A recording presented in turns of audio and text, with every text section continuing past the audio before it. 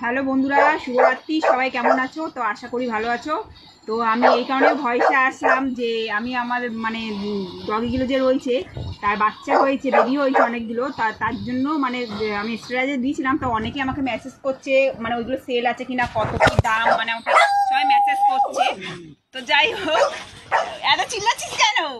তো যাই হোক, তো আমি আগের দিয়ে বলে দিচ্ছি, ওটা স্কচ বিট আছে। হ্যাঁ, গোনেল একেবারে স্কচ বিট। আর দাম দাম যদি তোমরা কেউ জানতে চাও, আমি স্ক্রিনে আমার ছেলের নাম্বার দিয়ে দেবো, তার সঙ্গে কন্ট্যাক্ট করে নেবে। কারণ এইসব ব্যাপারে আমার ছেলে জানে, আমি জানি না। যদিও ওই জিনিসটা ওই জন্য ওই দাম রাখছে, ওই বলছে, ওই সব কিছু হচ্ছে, এখানে আমি কিচ্ছু না। তো 40 দিনের মাথায় আমাকে সেল করতে হবে, 40 দিন আগে তো সেল করতে পারবো না।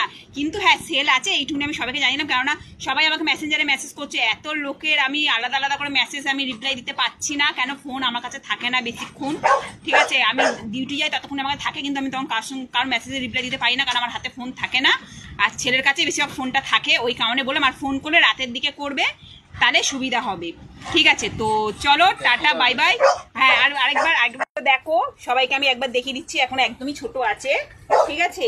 তো সবাইকে দেখিয়ে দিলাম, এই যে একবার দেখে নাও তোমরা। ঠিক আছে, খুবই শান্ত স্বভাবের, খুবই ভালো। আমরা ছোট থেকে মানুষ করছি, তো খুবই ভালো। তো এই যে বাচ্চাগুলো দেখে নাও, এদের চোখ এখনো ফোটেনি, না ফোটা পর্যন্ত নাই, বেচতে পারবো না, সেই কারণেই। Female dog